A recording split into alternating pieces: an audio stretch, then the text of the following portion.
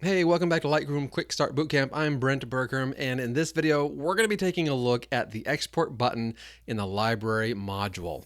Let's get started.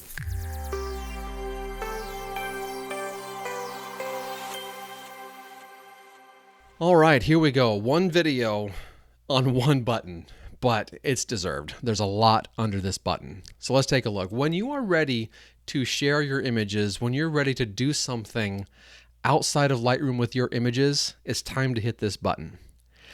This button is all about what you want to do with your images. Where are you going to send them? What are you going to do? What type of settings are you going to use for these images? Now, as you can see, we do have some export presets. It is extremely valuable to have an export preset if you do the same thing over and over again. You can see here I've created some for my enhanced podcasts. If I want the same export settings for my podcast where images go along and you can look in your phone and you can see the image. Now, I haven't done that in a while because it's a lot of extra work, but you can see there was a time where I thought I want to make a preset. So you can hit this add, remove, and whatnot, and you can work on some presets there. That's not going to be something that I want to dive super deep in right here today, but what you can do is figure out your settings here, and then you could add them to your preset and make that a preset. You can also, you notice here I've got Helicon Focus. Now I'm going to actually cancel out of this real quick, and we have the same idea here under export, and we had an option over here that says Helicon Focus. This is a software package that does focus stacking. It's a very robust piece of software, and what it does, Lightroom is going to take some TIFF information from your images. It'll compile them as a TIFF. It'll ship it out to Helicon Focus. Helicon Focus will work on it. It'll then save it to your hard drive, and then actually Lightroom will automatically bring that into your library as well, so into your catalog. So that is nice that it does that. Why they treat it purely as an export function rather than an edit in function, I don't know, because we have these other opportunities when we're working with Luminar or anything else where it just sends the information. I guess the difference is Helicon Focus requires files to be written to the hard drive, it seems, but where it writes those exact files to the hard drive, I don't know, because I've never seen them. When I do this process, I've never seen them. So yeah, why they have to do it outside of the export area, that's just something I've not done a deep dive into, but you do have it here. And when I want to go to Helicon Focus, I definitely go this direction rather than going this direction, although it's going to give you the exact same thing.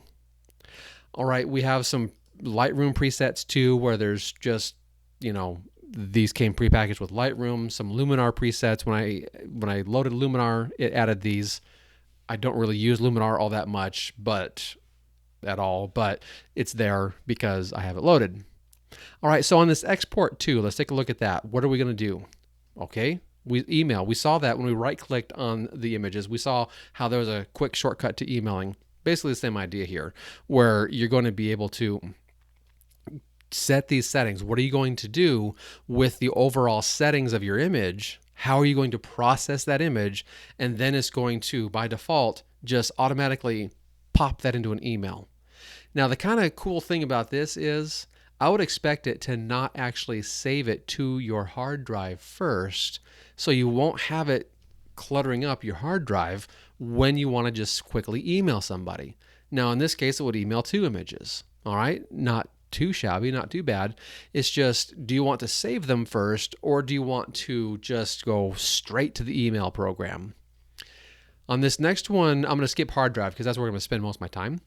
On the CD, DVD, again, it's kind of like the same idea. Unable to export, it says disk burning not supported by Lightroom on this computer because I don't have a certain plugin for it. I would totally expect that because how long has it been since Apple has delivered DVDs with the computer, as part of the computer? It's been a long time. So I do have an external DVD writer up at the school office somewhere, but I just don't use DVDs. I don't use CDs, so I never use this. But if you had a need to, it's supported and it could do that.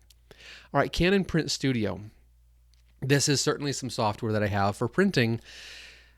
that I don't ever use. But notice, if you were to use it, you could use it as an export function. It'll send the image to Canon Print Studio. You can take it and print it right there on your printer. And there you have it. We also have, again, the selection for Helicon focus here and so on with, again, these are the destinations that it's going to export to. These over here are presets that it's going to export. Now, with this preset, it will choose the destination Helicon focus. All right, so let's go back to the hard drive and then do a deep dive into all of these settings and what they're talking about here. All right, so with our export location, choose folder later, useful for presets. Now, I love this because what I'm going to do with the image almost always changes. If I'm going to put it on my desktop, if I'm going to put it in my pictures folder, wherever I put it, I want to make that decision after I hit this button down here in the lower right hand corner where it says export. That's just the way I like to work. If you want to work differently, by all means, choose this, tell it to put it on the desktop, tell it to put it in a specific folder, tell it right here, same folder as the original photo. There's lots of, your home folder, your pictures, since I do put things in the pictures folder, you'd think I would actually just go ahead and click this one. But for some reason, I've just always been in that more manual approach to say, I want to choose exactly that photo. I want to see that folder exactly where I'm going to put it. So that's usually what I choose. But again, I usually put things in pictures or desktop. So you could just pick those two, those preset areas for where you're going to actually export them to. Now, if I do hit desktop, take a look. I could hit then put into subfolder. And by doing that, of course, it's going to create a subfolder on the desktop, and I don't have to worry about doing that in the next dialog box. It's just done. And so that can be nice. It can be a little more efficient that way to go ahead and utilize these destinations like this with your export location.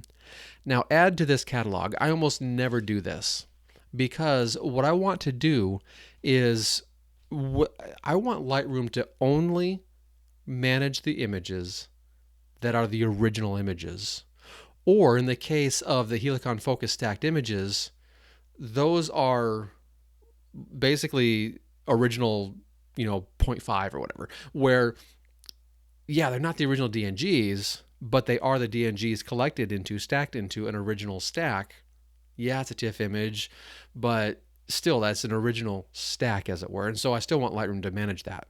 If I were to package that up as a JPEG for emailing or putting on Facebook or whatever the case may else be, I just don't want Lightroom to manage that picture anymore. I want Lightroom to package it up, toss it out there, and forget about it.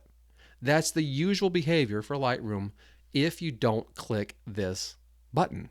If you click this button, then it's going to add this folder right here, subfolder sample on the desktop. It's going to add that here in my folders area, my folders panel in the library module. I just don't want that to happen.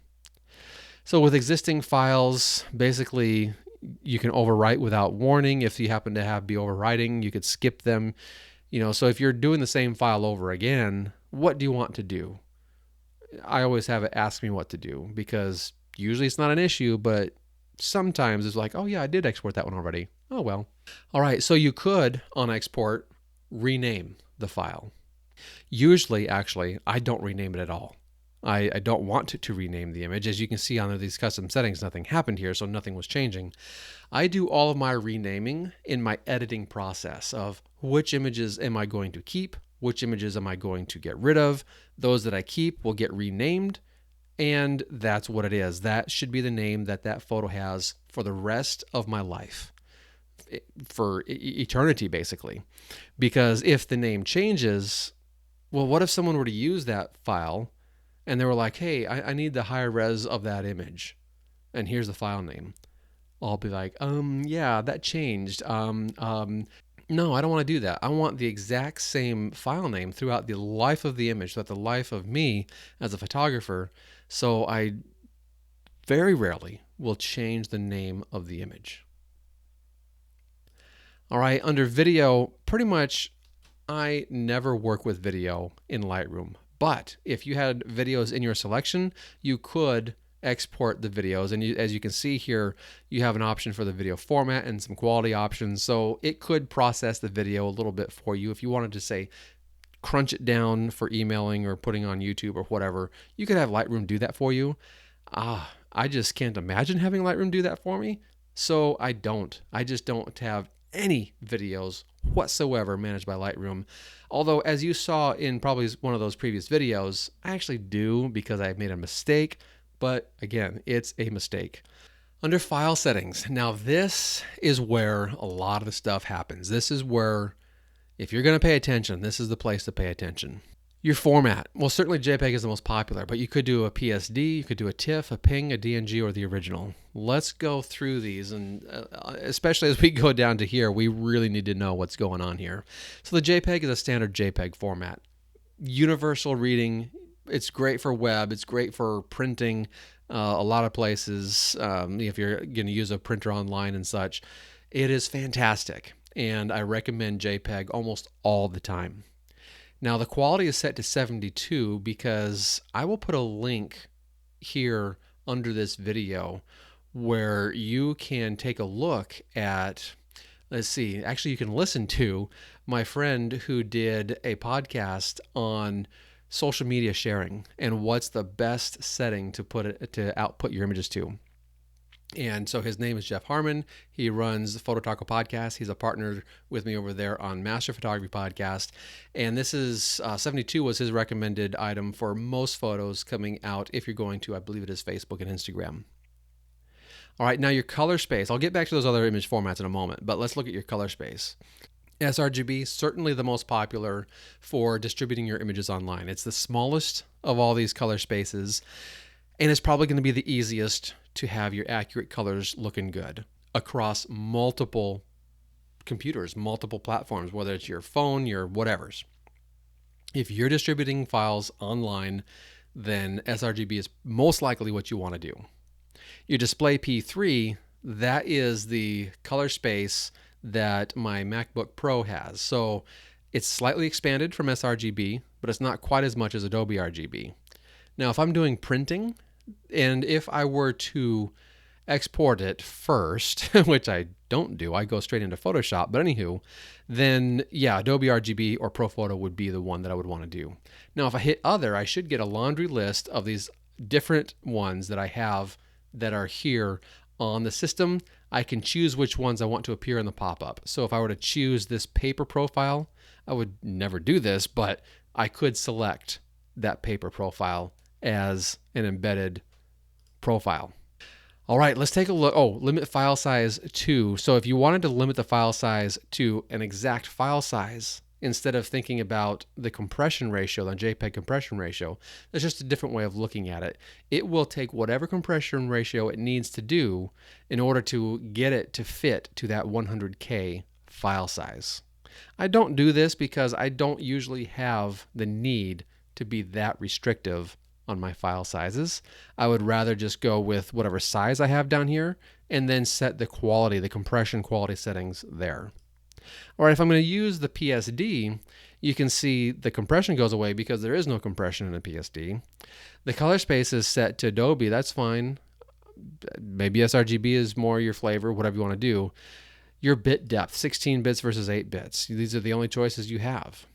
Now these would be like, if you're just going to right click on the image and hit the button that says edit in Photoshop, it's just here you're going to actually save the file, but then you would want to then open it in Photoshop or whatever. All right, so this is basically what the default is for what it's going to do. That by default, I mean what your presets are set to default. What's the benefit of doing this? Well, you don't have compression in your color. You get the PSD format. But again, when I'm working in Photoshop, I just go straight to Photoshop from Lightroom, and I usually want Lightroom to then manage those images. I want Lightroom to manage those items that I have coming out of Lightroom into Photoshop. So that's where I would rather just right click on the image and go that direction with it. You have the same opportunity here with TIFF, although TIFF does have an opportunity to use a zip compression. So yeah, that's the only difference you're going to have. Now, some other differences, well, okay, save transparency. can't imagine why that would be a thing, because TIFF and PSD are so identical in file types, so similar. It's just odd to see that here. But one thing that you can do with your TIFF, you can get up to 4 gigabytes in size on your file size, whereas a PSD is only good for 2 gigabytes. All right, your PNG, so Portable Networks Graphic. So this is just a different way to compress the image. I'm not sure you got your 16 or 18 bits. Certainly just go with 8 bits. Did I say 18? 8 bits. This is just, again, it's just a different way of transferring your graphic. If I would personally never do this, I would always go JPEG if I'm going to email it or do anything else to sending this image to someone. If I wanted to do a PNG, I would actually go through Photoshop so I can get some transparency or some other things going on, some other benefits that I can have with the PNG format. Because the PNG format, I could export it only as 8 colors. I could do 13 colors or whatever. I don't have that opportunity here. So if I wanted to do something fancy, I'll need PNG to do something fancy, and then I'm going in Photoshop. I don't have a use for doing PNG here in Lightroom. Now we're getting the good stuff, DNG. If you wanted to export your raw file as a DNG file, that's the digital negative by Adobe. This is Adobe's own raw format. Here you have some opportunities to, what's the compatibility? Do you want to go, the latest DNG? Do you want to have super backward compatibility so that someone on a very older system can still read your file? Then you would want to choose one of these older systems. Certainly, for me, I would just go with the most recent. I want that most recent processing version available, and you're going to need the most recent version of the file in order to have that most recent processing version available. Your JPEG preview. Now, here's the difference about how things are managed, and this is also why one button gets its own video because there's so much here to unpack. All right, DNG actually will have, just like your CR2s, your ARWs, your NEFs, it will have the opportunity to embed that preview into the file itself. The thing about it is you can embed your Lightroom generated preview in that file because Lightroom is controlling it, right?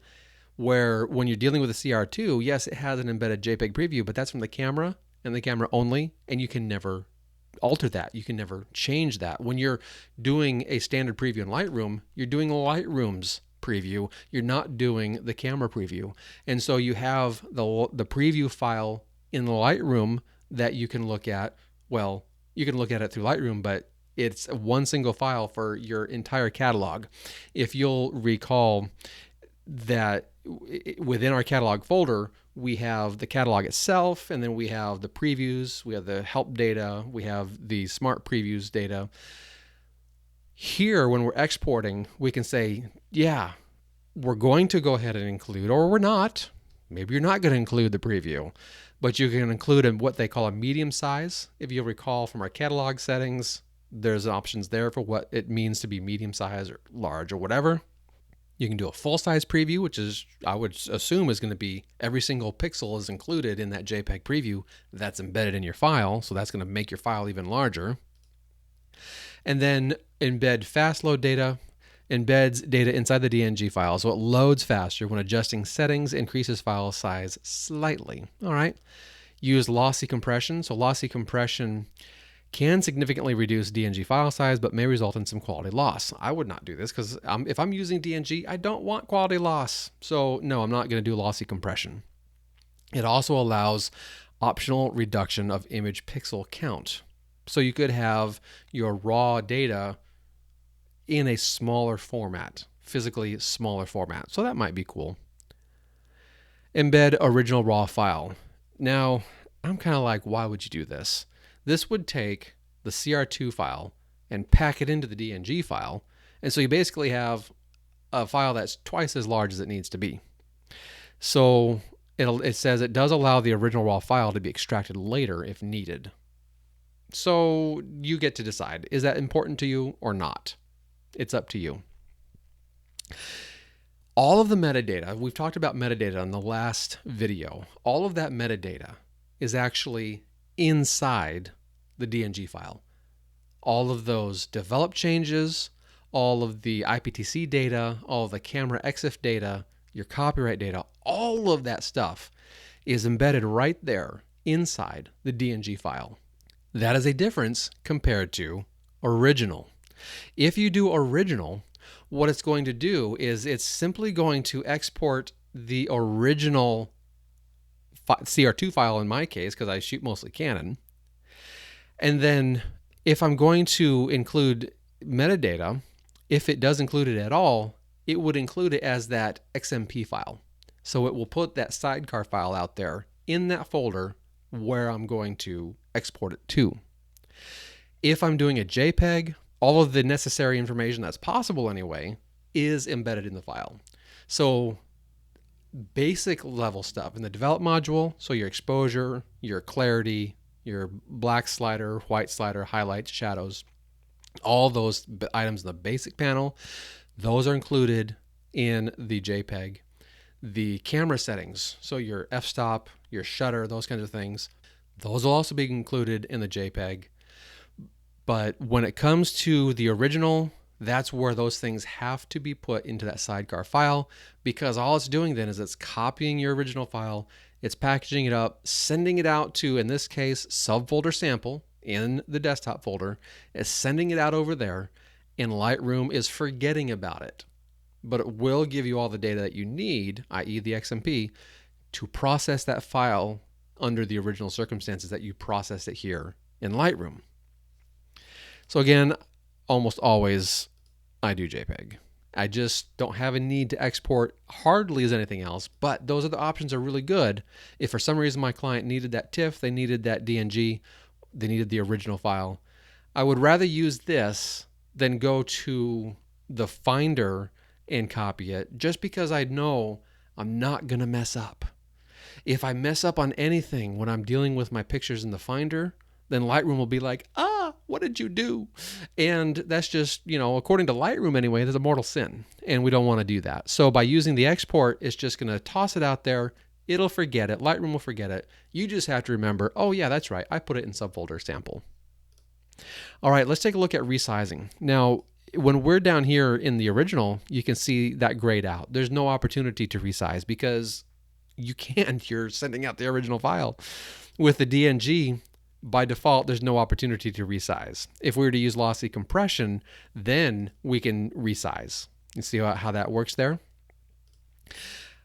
Since I'm going to use JPEG as my final decision for what I'm doing, then I can hit resize. And I'm not going to use long edge. I'm going to use width times height. So take a look here. We've got dimensions, long edge, short edge, megapixels, percentage. I almost always am thinking about the overall physical size when I'm doing something. Whether I'm thinking pixels or inches, it doesn't matter to me. That's a physical dimension. Now, if you were to do dimensions here, certainly that's, you still have inches, pixels, whatever. But width and height, this just brings that sense of, is it going to be, the idea of a vertical image, a horizontal image, whatever it ends up being, that gives you that sense of that. There's no difference here, though. It just takes off the W and the H. There's really no difference there because you still get the pixel count here. Don't enlarge. So we could put things here. Let's go ahead and do, well, shoot, no, we can stick with pixels. If I were to do like 8,000, whoops, I do not have 8,000 pixels on the long edge of any of my cameras. So if I hit don't enlarge, well, it's going to hit that threshold of the largest file size, the largest pixel count that it has, and it'll just cut it off right there. If I were to say, nope, take that off, then it's going to go ahead and say, ooh, we're going to go big. You might have 6,700 pixels originally, but now we're going to export you a JPEG that has 8,000 pixels. And so it's going to interpolate that data, and it's going to give me that extra data in that file. What good does that do? I'm not sure I can answer that for you, but there it is. All right, and then we have the resolution. For screen viewing, 72 pixels per inch is the default for like the last 30 some years. So if you're going to literally do something for a view on the web, I say do 72 or 96. 72 is your Mac default, 96 is your Windows default.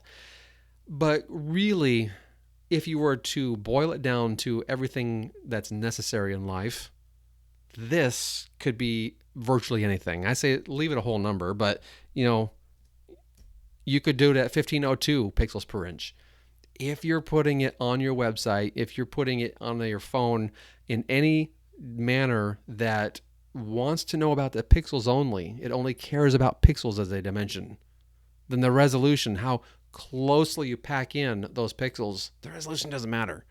The resolution is hugely important when you go to printing, though. So when you're going to printing, probably want to do 240, maybe 300. Take a look at my printing course on my website, Master Photo Printing, and you'll go so deep.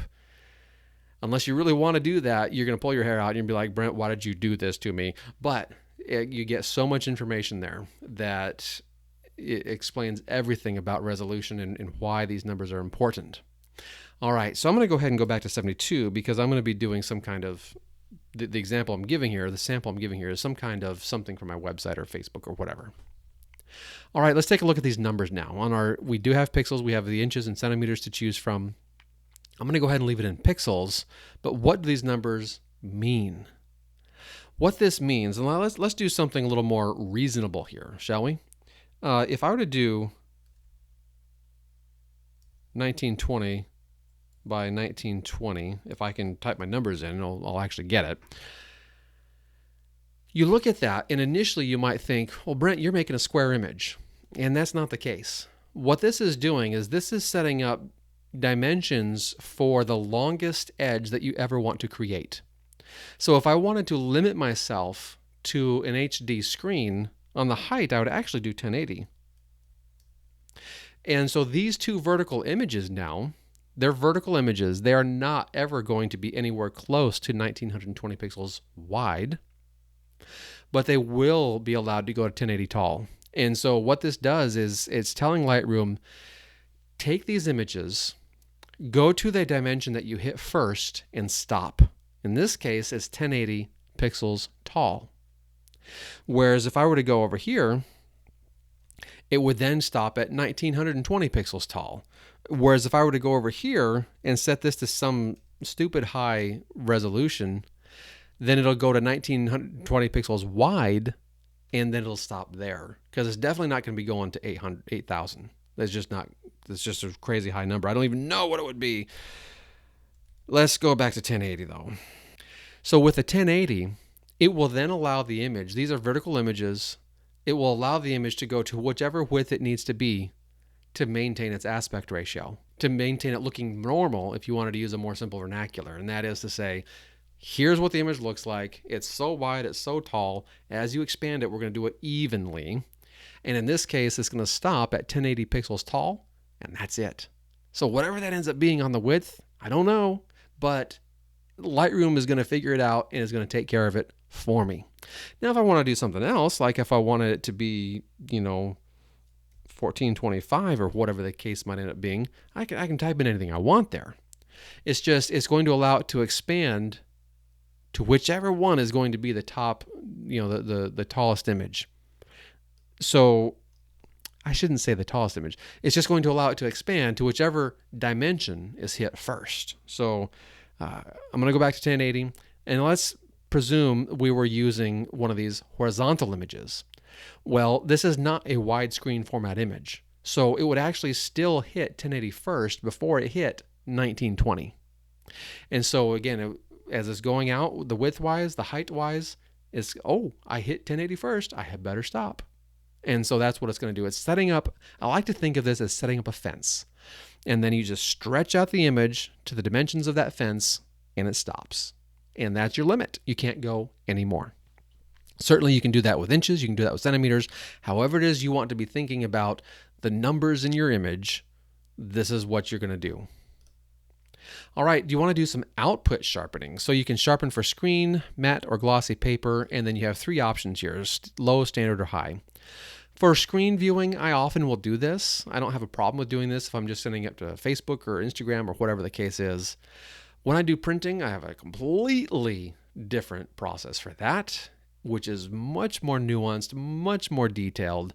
And yeah, I pretty much don't touch these at all. That's myself. These are pretty decent settings though. I've heard people talking really positively about these settings. But when it comes to, say, a matte paper and saying standard versus high, I have no idea what numbers they're using. I don't know what is happening there. And what I like to do when I see my information coming out of my print, I like to know exactly what's happening so I can push it one way or another and I can get the exact right results that I need for that. So if anything, I'll do screen and I'll do standard or low. I've never, that I can recall, I've never used high. All right, just a few more things here to look at on the metadata. Include all metadata, copyright only, a few other items that you can select which metadata do you want to include in the file. Remove person info. So if we had some identifying information about that person, then we could certainly have it removed. We can remove location info if we wanted to. So as you know, I have a GPS enabled camera and I've got GPS data going with those items. I've also got the address in some of those photos and things like that. So I could remove location info if I wanted to. And then write keywords as Lightroom hierarchy. This is where it gets really advanced, and it's not something that I'm going to try to explain right now. But when you get more advanced in your keywording, then having it written as Lightroom hierarchy can make sense. Maybe it doesn't make sense to you, but that's something you'll have to figure out when you get way more advanced in Lightroom. All right, your watermark. I love to watermark my images. And so with the Sig Center, I'll hit the edit watermark here, and you can see it gives me a little preview of what it's going to look like and where it's located. And I have a bunch of different, I want the graphic. And so I've got my signature where I scanned my signature. I brought that in and I was able to get that on there. And you have all these different locations that you could place the watermark. Put it right in the center if you want. You've got a little bit of a nudge either way. I like it one, whatever one is, off the bottom. It's in the center. If I put it over here, of course, I would then probably do 1 and 1, right? I could crop it off that way. That doesn't seem to make sense, but whatever. But I like it in the center usually. Now with this image, yeah, that's kind of annoying, but I really just want it there to make it a little more annoying for people who wanted to steal my picture. If they have to go the extra step to do that in Photoshop to erase it, okay, at least I've done a little bit of my due diligence. And so to have that there, at least I didn't put it up in the sky where it was just stupid easy to to edit that out. So yeah, we'll keep it here and make it a little more challenging. I usually like it a little bit opacity there as well, just so it's not quite so stark bright white. If I were to use text instead of a graphic, I would have options here to make a change with what's going on with how that text comes across. So you can use whatever system font you have. That's basically that. Yeah, I'll just hit cancel so I don't worry about that. And then finally here under post-processing, you could tell it, just show it to me in the Finder. Show it to me, open it up, whatever. Just a little bit more, a little bit extra that you might want to do. And that can be kind of fun. I almost never use this, but if you needed to, that can be kind of fun to have. So there you have it. Let's go ahead and actually, I'm going to go ahead and do this. I will tell it to show in Finder, and I will now hit the export button so you can see what's happening. Up here in the corner, it's working on it. It has exported these. It has brought this open, and you can see here it's in my desktop subfolder sample. And now when I hit the space bar, we'll see what it looks like. We've got the signature down there and these two different images. And then if I were to hit the Command I, we're going to see here, it went to 1080 tall. That's the pixel count tall. And it went to 720 on the width. That's what Lightroom knew it could do. It could stretch it out to 720 on the width without breaking it, stretching it, doing anything else. So it kept that aspect ratio of what it originally is here in Lightroom. That wraps us up here in the library module of Lightroom Classic, and that wraps us up for this second chapter of Lightroom Quickstart Bootcamp.